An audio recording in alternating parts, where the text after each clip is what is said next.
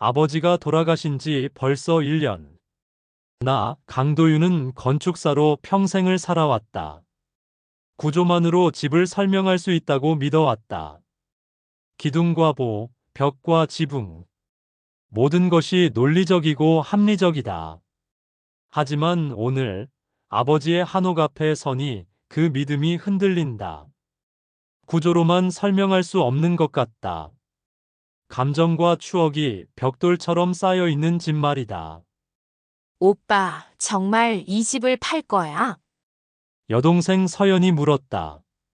출판 편집자인 서연은 늘 감성적이다. 책과 글을 다루는 일 때문인지 모든 것을 이야기로 만들려고 한다. 반면 나는 합리적으로 생각한다. 빈집을 두고 관리비만 내는 것은 비효율적이다. 월 30만 원씩 나가는 돈이 아깝다. 당연하지. 아무도 살지 않는 집을 계속 놔둘 수 없어. 세금의 관리비까지 얼마나 나가는데. 대문을 열고 들어서니 익숙한 아버지의 냄새가 코끝을 스친다. 묘하게 안정감을 주는 냄새였다. 서연은 벌써 눈시울을 붉혔다. 여동생은 후각이 발달해서 이런 냄새에 더 예민하다. 나조차 목구멍이 메어온다. 마당을 지나 대청마루에 오르니 그것이 보였다. 아버지가 가장 아끼던 괴종시계. 키높이만 한 낡은 나무 시계가 거실 한편에 우뚝 서 있다. 독일제라고 하셨던 것 같다. 100년도 넘은 골동품이라고 자랑하시곤 했다. 검은 나무에 금빛 장식이 새겨져 있어서 고풍스러워 보인다. 저 시계는 어떻게 할까? 고물상에 팔면 되겠지. 골동품이라니까 몇 푼이라도 받겠어. 그때였다. 똑, 똑, 똑. 시계가 3번 울렸다.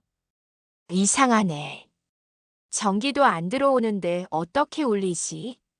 서연이 시계 앞에 바짝 다가갔다. 오빠, 이거 봐. 추가 아직 움직이고 있어. 정말이었다. 시계 안의 금속 추가 천천히 좌우로 흔들리고 있었다. 기계니까 그런 거겠지. 별일 아니야. 하지만 나도 모르게 등골이 서늘했다. 서연은 시계를 바라보며 중얼거렸다. 아버지가 마지막까지 이 시계를 가장 아끼셨는데, 병원에 계실 때도 시계 걱정만 하셨어. 맞다.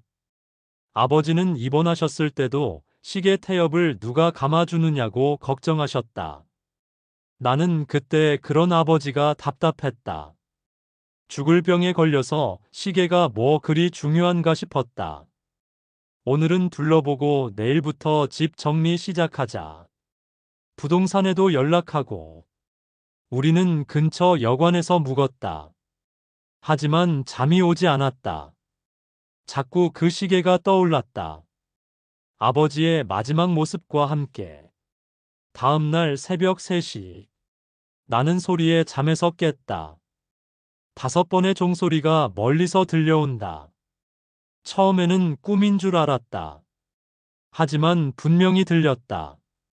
깊은 밤 정막을 깨는 묵직한 종소리였다. 뭐지?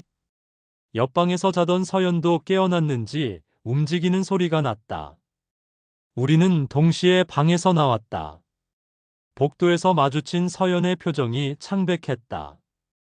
오빠 들었어? 종소리 말이야. 응, 들었어. 그런데 지금이 새벽 3시인데 5번 울렸어. 우리는 서로를 바라봤다. 여관에서 한옥까지는 500m 정도 떨어져 있다.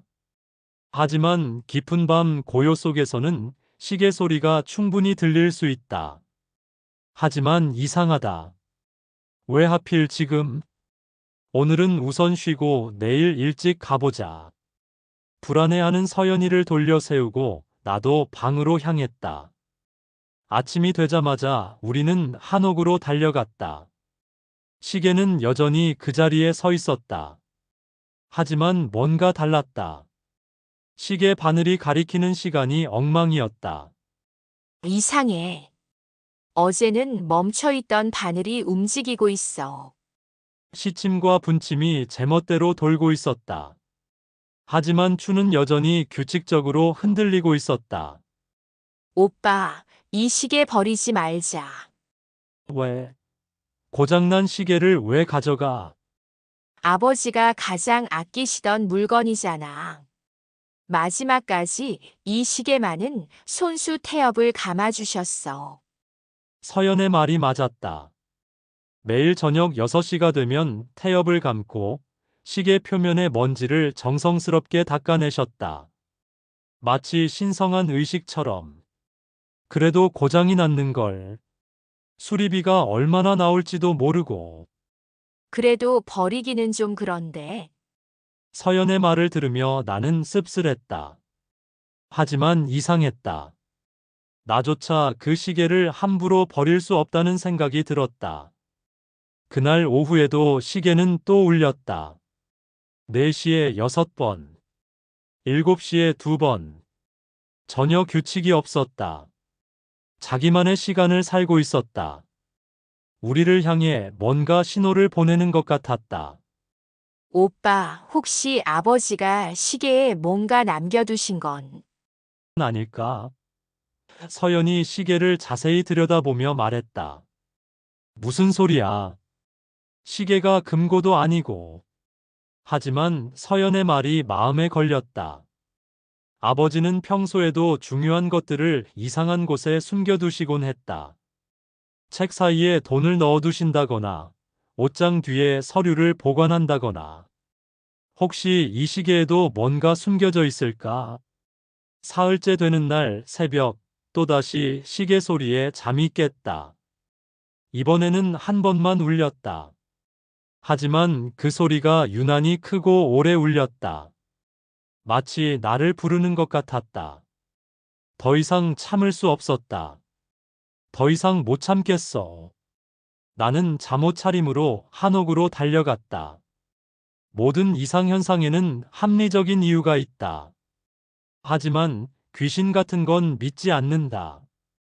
달빛에 비친 시계는 더욱 음산해 보였다. 시계 앞에 서서 자세히 들여다봤다. 오래된 나무 표면에는 세월의 흔적이 가득했다. 작은 흠집들, 색이 바랜 부분들, 오랜 세월 손때가 묻은 자국들. 그런데 뭔가 이상했다. 시계 뒷면에 작은 틈이 보였다. 이게 뭐지? 손으로 만져보니 나무판이 살짝 들뜬 부분이 있었다. 자세히 보니 의도적으로 만들어진 것 같았다. 비밀 서랍처럼. 그 안에는 작은 공간이 있었다. 치밀하게 설계된 비밀 공간이다. 헉! 심장이 뛰었다. 그 공간 안에는 낡은 봉투와 작은 열쇠가 들어 있었다. 소라에게. 아버지 특유의 한 글자 한 글자 정성스럽게 쓰신 흔적이 보였다. 소라, 그게 누구지? 우리 가족 중에는 그런 이름을 가진 사람이 없다. 친척 중에도 없다. 궁금증이 꼬리를 물었다. 열쇠는 무엇을 여는 것일까? 작고 낡은 옛날 서랍이나 괴짝을 여는 열쇠 같았다. 무게감도 제법 있다. 나는 봉투를 열어봤다. 안에는 오래되어 누렇게 변한 종이가 들어 있었다. 종이를 펼쳐보니 아버지의 글씨였다. 서재 안쪽 서랍을 열어보거라. 서재. 아버지의 서재는 안쪽에 있다. 어려서부터 아버지 허락 없이는 들어갈 수 없던 곳이었다. 뭔가 함부로 건드리면 안 될 것 같은 기분 때문에. 나는 열쇠를 꽉 쥐고 서재로 향했다. 방문을 열고 들어서니 책 냄새가 코를 찔렀다. 아버지가 평생 모으신 책들이 빼곡히 꽂혀 있었다. 책상 뒤쪽 벽에는 오래된 나무 서랍장이 있었다. 손때가 많이 묻어 있어서 자주 사용하신 것 같다. 열쇠를 꽂아보니 딸깍 소리와 함께 서랍이 열렸다. 마치 판도라의 상자를 여는 기분이었다. 상자 안에는 사진이 있었다. 20살 정도로 보이는 여성이 환하게 웃고 있는 사진이었다. 맑고 순수한 눈빛이 인상적이었다. 사진 뒷면에는 이소라, 1999년이라고 적혀 있었다. 그런데 이상했다. 이 여성을 본 기억이 전혀 없었다. 서랍에서 다른 종이들을 꺼내봤다. 출생신고서 사본이 있었다. 이름은 이소라. 1999년 3월 15일생. 어머니란에는 한은정이라고 적혀 있었다. 그런데 아버지란에는 공란으로 되어 있었다. 이게 뭐지? 더 찾아보니 병원 진료 기록지도 있었다. 소라라는 이름으로 된 각종 의료 기록들이었다. 감기, 독감, 정기 검진 기록들, 심지어 교통사고 관련 기록까지 있었다. 보호자란에 아버지 이름이 적혀 있다. 아버지가 직접 병원에 데려가신 기록들인 것 같다. 2020년 5월, 교통사고로 인한 사망진단서도 있었다. 21살의 젊은 나이에 세상을 떠난 것이었다. 나는 혼란스러웠다. 아버지가 왜 이런 기록들을 숨겨두셨을까? 이 소라라는 여성은 우리와 무슨 관계일까? 더 뒤적거리니 아버지의 일기장이 나왔다. 2018년부터 2020년까지의 기록이 적혀 있었다. 표지에는 소라 일기라고 적혀 있었다. 아버지가 따로 일기를 쓰신 적은 없는데 이상했다. 소라가 오늘 감기에 걸렸다. 병원에 데려갔더니 큰 문제는 없다고 한다. 다행이다. 은정이가 너무 걱정해서 밤새 잠을 못 잤다. 내가 약을 사왔지만 소라가 싫어한다. 소라가 대학 합격 소식을 전해왔다. 서울대학교 의과대학이라니. 정말 기쁘다. 은정이도 눈물을 흘렸다. 나도 모르게 눈시울이 뜨거워졌다. 소라의 꿈이 이뤄진 것 같아서. 소라가 아르바이트를 시작했다. 독립적인 아이로 자라고 있다. 은정이한테는 부담 주지 말라고 했지만 소라 마음을 어떻게 말리겠나. 정말 자랑스러운 아이다. 은정. 그 이름이 낯익었다. 아버지가 아프실 때 간병을 해주던 분이었다. 한은정 씨. 50대 후반에 조용하고 성실한 분이었다. 그런데 왜 일기에 그분 이름이 나오지? 혹시 소라가 은정 씨의 딸인가? 소라가 오늘 대학 축제에서 공연을 한다고 했다. 피아노를 친다는데 꼭 보러 가고 싶다. 하지만 소라가 부담스러워할 것 같아서 참겠다. 언젠가는 당당히 아버지라고 부르게 해주고 싶다. 소라가 졸업 논문 주제를 정했다고 한다. 소아과 관련 연구라고. 정말 착한 아이다. 아이들을 사랑하는 마음이 논문 주제에까지 나타나는구나. 훌륭한 의사가 될 것이다. 2020년 5월의 마지막 일기에는 이렇게 적혀 있었다. 소라가 떠났다. 너무 어린 나이에. 은정이는 며칠째 밥을 먹지 않고 있다. 내가 더 잘해줄 걸 그랬다. 소라야, 미안하다. 정말 미안하다. 아버지가 되어주지 못해서. 나는 일기를 덮었다. 가슴이 먹먹했다. 아버지가 이런 아픔을 혼자 감당하고 계셨던 것이다. 그래서 그 후부터 아버지가 많이 약해지셨던 거구나. 소라를 잃은 상실감이 얼마나 컸을까. 그날 오후 예상치 못한 방문객이 찾아왔다. 한은정 씨였다. 아버지를 간병해주던 60세의 여성이었다. 검은 옷을 입고 수심에 찬 표정으로 대문 앞에 서 있었다. 평소보다 훨씬 수척해 보였다. 도윤 씨, 서연 씨. 안녕하세요. 아, 은정 이모님. 어쩐 일로 오셨어요? 잘 지내셨어요? 네, 그럭저럭 지내고 있습니다. 혹시 아버님 유품 정리하시면서 뭔가 찾으신 게 있나 해서요. 은정 씨의 목소리는 떨리고 있었다. 뭔가 간절한 기대가 섞여 있었다. 동시에 불안함도 보였다. 나는 직감했다. 이분이 모든 것을 알고 있다는 것을, 그리고 무언가 찾고 있다는 것을. 들어오세요. 차 한 잔 드릴게요. 서연이 은정 씨를 대청마루로 안내했다. 나는 서재에서 가져온 봉투를 테이블에 놓았다. 은정 씨의 반응을 보고 싶었다. 과연 이분이 알고 계실까? 혹시 이것들을 말씀하시는 건가요? 은정 씨는 소라의 사진을 보자마자 눈물을 쏟아냈다. 몸을 떨며 사진을 가슴에 안았다. 마치 잃어버린 보물을 다시 찾은 것처럼. 그 모습을 보니 확신이 들었다. 이분이 바로 소라의 어머니다. 소라야, 우리 소라야. 이모님, 이 소라라는 분이 누구세요? 은정 씨는 한참을 울다가 고개를 들었다. 눈이 빨갛게 부어 있었다. 제 딸입니다. 제 하나뿐인 딸이에요. 딸이요? 그런데 왜 아버지가 이런 기록들을? 아버님은 저희 모녀에게 천사 같은 분이셨어요.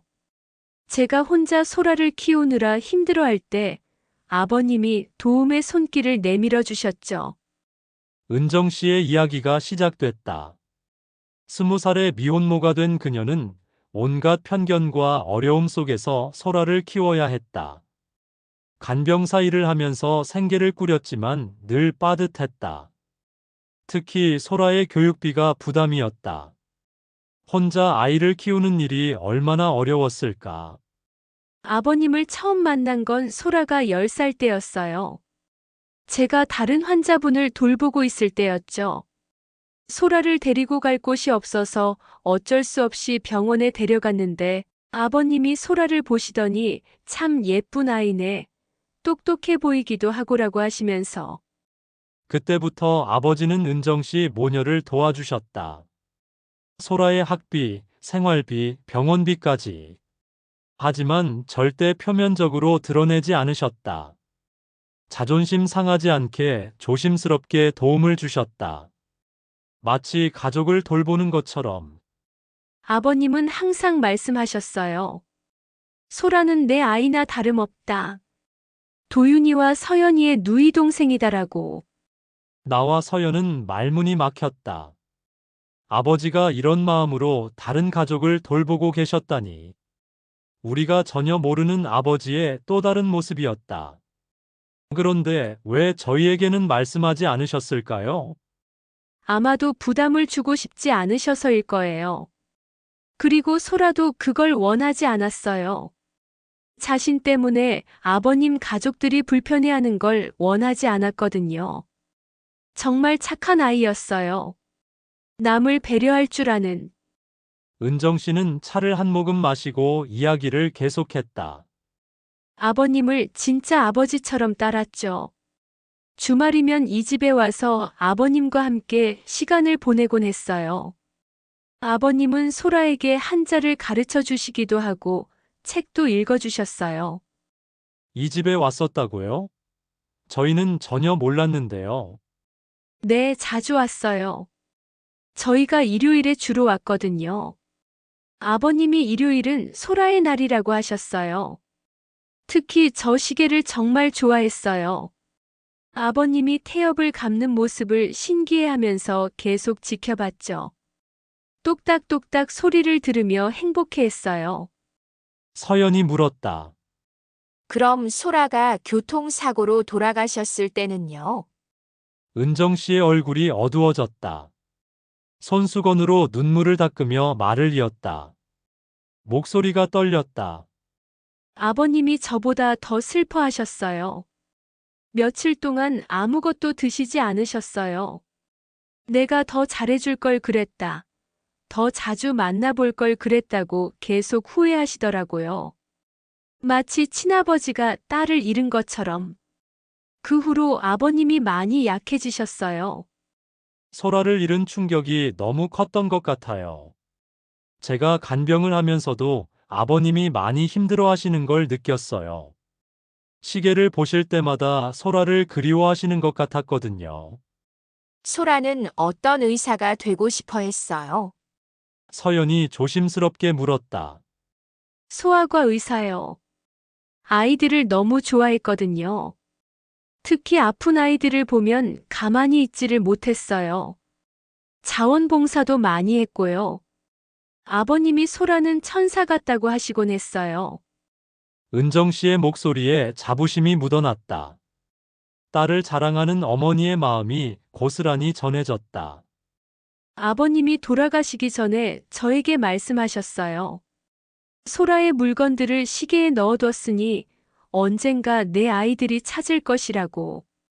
그때가 되면 모든 걸 이야기해 달라고 하시더라고요. 그래서 오늘 찾아오신 거군요. 네, 소라의 유품이라도 가져가고 싶어서요. 너무 그립거든요. 매일 소라 생각을 안 하는 날이 없어요. 가끔 소라가 살아있는 것처럼 착각할 때도 있고요. 은정 씨는 또다시 눈물을 흘렸다. 딸을 잃은 어머니의 마음이 고스란히 전해졌다. 아버지가 소라에 대해 자주 하던 말이 있으세요? 소라는 내 자랑스러운 딸이라고 항상 말씀하셨어요. 그리고 언젠가는 도윤이와 서연이에게도 소라를 소개해주고 싶다고 하셨죠. 정말 가족으로 생각하셨던 것 같아요. 아버지가 우리 몰래 다른 가족을 가지고 계셨다는 사실이 당황스러웠다. 하지만 동시에 아버지의 따뜻한 마음도 느껴졌다. 은정 씨가 돌아간 후 나와 서연은 한동안 말이 없었다. 오늘 알게 된 사실들이 너무 충격적이었다.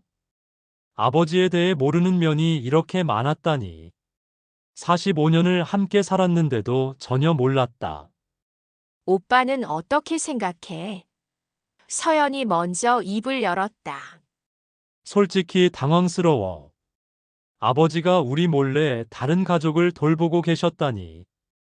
왜 말씀 안 하셨을까? 하지만 아버지다운 일이야. 어려운 사람을 그냥 지나치지 못하시는 분이셨잖아. 어릴 때도 길에서 다친 고양이 주워오시고 그랬어. 가난한 학생 장학금도 몰래 주시고. 나는 화가 났다. 왜 아버지는 우리에게 말씀하지 않으셨을까? 가족이라면 이런 일도 함께 나누었어야 하는 것 아닌가? 우리도 소라를 도와줄 수 있었을 텐데. 함께 슬퍼할 수도 있었을 텐데. 그래도 우리에게는 말씀하셨어야지. 가족 아냐? 혼자서 그런 부담을 지실 필요가 있었나? 우리를 믿지 않으셨던 건가? 오빠 마음도 이해해. 하지만 아버지 입장에서는 어려우셨을 거야. 우리가 부담스러워 할까봐. 그리고 소라도 원하지 않았대잖아. 상황이 복잡했을 거야. 서연은 늘 이런 식이다. 모든 걸 이해하려고 한다. 하지만 나는 아직 받아들이기 어려웠다. 배신감이 들었다. 아버지가 우리보다 소라를 더 사랑하셨던 건 아닐까? 그 돈이면 우리 가족을 위해 쓸 수도 있었을 텐데. 너를 유학 보낼 수도 있었고, 내가 사무실 확장할 수도 있었어. 오빠, 그런 말은 하지 마. 아버지는 충분히 우리를 사랑해 주셨어. 그리고 도움이 필요한 사람을 돕는 게 잘못된 일이야. 오히려 자랑스러워해야 하는 거 아니야? 며칠 뒤 서연이 아버지의 일기를 더 찾아냈다. 2015년부터 쓰신 일기였다. 그 중에는 소라에 대한 기록이 더 많았다. 아버지가 얼마나 소라를 아끼셨는지 알 수 있었다. 소라가 오늘 중학교를 졸업했다. 은정이가 눈물을 흘리며 고마워했다. 나도 뿌듯하다. 소라가 이렇게 훌륭하게 자라준 게 정말 자랑스러운 딸이다. 소라가 그림을 그려서 선물했다. 우리 가족 4명이 그려져 있다. 나와 은정이, 그리고 도윤이와 서연이. 소라 마음속에는 우리가 모두 가족인가 보다. 언젠가는 정말 그렇게 될 수 있을까? 그리고 마지막 페이지에는 이런 글이 있었다. 소라는 내 아이이자 내 아이들의 누이 동생다. 언젠가는 진실을 알리고 싶다. 하지만 아직은 때가 아닌 것 같다. 소라도 원하지 않는다. 도윤이와 서연이가 이해해줄지 확신이 서지 않는다. 언젠가는 모두 함께 식사를 할 수 있을까? 나는 일기를 덮으며 한숨을 쉬었다. 아버지의 마음이 조금씩 이해되기 시작했다. 우리를 걱정하는 마음, 소라를 아끼는 마음, 그 사이에서 고민하는 마음. 얼마나 힘드셨을까? 오빠, 미안해. 서연이 말했다. 뭐가? 소라를 받아들이기 어려워하는 오빠 마음도 이해해. 하지만 이제 소라도 우리 가족이야. 아버지가 그렇게 사랑하셨던 아이니까. 우리가 못해준 걸 후회해도 소용없어. 서연의 말에 나는 고개를 끄덕였다. 맞다. 아버지가 그렇게 아꼈던 아이라면 우리도 받아들여야 한다. 이제는 후회해도 늦었지만, 소라를 만나볼 기회도 없었지만, 일주일 후, 우리는 소라를 위한 작은 제사를 지내기로 했다. 은정 씨도 함께 했다. 아버지의 한옥에서 소라를 기리는 자리를 마련했다. 비록 늦었지만 정식으로 가족으로 받아들이는 의미였다. 소라가 바랐던 일이 드디어 이루어지는 것이다. 제사상을 차리는 동안 은정 씨는 소라의 이야기를 더 들려주었다. 소라가 가장 좋아하던 꽃이 들국화였어요. 소박하지만 강인한 꽃이라고 했죠. 자신과 닮았다면서요. 가을마다 들국화를 보면 소라 생각이 나요. 서연이 마당에서 들국화를 꺾어와 제사상에 올렸다. 소라의 사진도 함께 놓았다. 환하게 웃고 있는 스물한 살의 모습이었다. 소라야, 이제 정식으로 우리 가족이 되었구나. 서연이 사진을 보며 말했다. 나도 마음속으로 소라에게 인사했다. 목소리가 떨렸다. 소라야, 미안해. 늦게 알게 되어서. 이제부터는 우리가 널 기억할게. 아버지가 얼마나 사랑하셨는지도 알겠어. 제사를 마치고 나서 우리는 거실에 앉았다. 그 오래된 괴종 시계 앞에서. 시계는 여전히 조용히 서 있었지만 더 이상 불안하지 않았다. 이 시계는 가져가자. 내가 말했다. 정말. 서연이 놀란 듯 물었다. 응. 아버지와 소라의 추억이 담긴 시계니까. 소라가 가장 좋아했던 시계라며. 은정 씨가 고마워하며 눈시울을 붉혔다. 정말 고맙습니다. 소라가 가장 좋아했던 시계인데 아버님이 태엽을 감으실 때마다 신기했어요. 똑딱똑딱 소리를 들으며 행복해했거든요. 그날 밤 새벽 시계 소리가 들렸다. 하지만 이번에는 달랐다. 정확히 3시에 3번 울렸다. 처음으로 정확한 시간에 정확한 횟수만큼 울린 것이다. 마치 모든 것이 제자리를 찾았다는 신호 같았다. 나는 일어나서 거실로 나갔다. 마치 모든 것이 제자리를 찾은 것처럼 평화로워 보였다. 이제야 아버지의 시간이 맞춰졌구나. 나는 시계를 바라보며 중얼거렸다. 아버지가 숨겨두셨던 비밀이 모두 밝혀진 지금, 시계도 평안해진 것 같았다. 창문 너머로 보이는 마당에는 들국화가 바람에 흔들리고 있었다. 소라가 좋아했던 그 꽃이 환하게 피어 있었다. 새로운 가족의 시작이었다. 아버지가 남겨주신 가장 소중한 유산은 집도 돈도 아닌 사랑이었다는 것을 깨달았다. 이제야 아버지의 마음을 이해할 수 있을 것 같다. 시계는 이제 정확한 시간을 알려준다.